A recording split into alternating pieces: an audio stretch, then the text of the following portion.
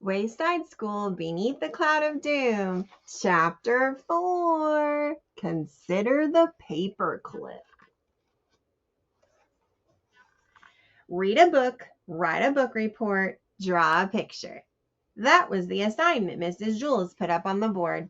Dana's picture showed a giraffe studying a map. She had drawn a large question mark over the giraffe's head. Her book report only had to be 1 page, but she had written 2 whole pages. The Lost Giraffe was her favorite book ever. Now all she needed was a paperclip. She searched her desk.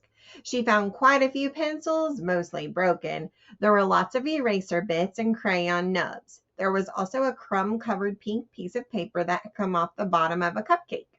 "Oh no, oh no, oh no," she moaned as she continued to search. She raised her hand. "Yes, Dana," said Mrs. Jules. "I need a new paperclip." "But I gave you one at the beginning of the year," said Mrs. Jules. "I know, Mrs. Jules. I'm sorry. I just can't find it." Mrs. Jules sighed. "I'm very disappointed in you, Dana." "I need a paperclip too," said Joe. Mrs. Jules glared at him. "What did you do with the one I gave you?" she demanded. "I think I used it on my science homework," said Joe. "I handed that back yesterday," Mrs. Jules reminded him. "Didn't you save the paperclip?" "I guess not," Joe admitted. Bibi was finishing up the last part of her picture. "Paperclip, please," she said without looking up from her work. "One for me, too," said Calvin. Mrs. Jules slammed her hand on her desk. "Do you think paperclips grow on trees?" she asked. "I don't know," said Calvin.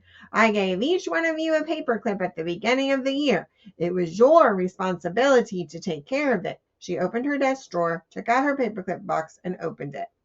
"There are only 6 left," she said, shaking her head in dismay. "Oh, can I have one?" asked Joy. "I can't find mine." Mrs. Jules was too angry to reply. She moved to the front of the room. "You children are so spoiled," she said. "Do you have any idea what it takes to make just one paperclip?" She held up one of her last remaining paperclips. "Look at the perfect double loop, and the way it gleams in the light, almost like a mirror." Her anger seemed to melt away as she marveled at the magnificent metal masterpiece. "It takes a lot of very talented people and years of training and hard work," she explained. "First, there's the wire maker. Paperclip wire has to be just right, not too stiff, but not too wiggly either. Then there's a wire polisher," she continued. "That's who gives the paperclip its special gleam. And the wire cutter, who cuts each wire to the precise length.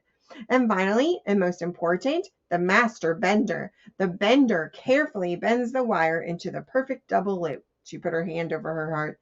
"Sadly, in these rush, hurry days, not too many young people study the art of paperclip bending. There are only a handful of master benders left in the whole world, and who knows, in 10 or 20 years, there might not be any. Everyone will have to switch to staples." "That is so sad," said Dana. Mrs. Jules gave the paperclip to Dana. "Now don't lose it."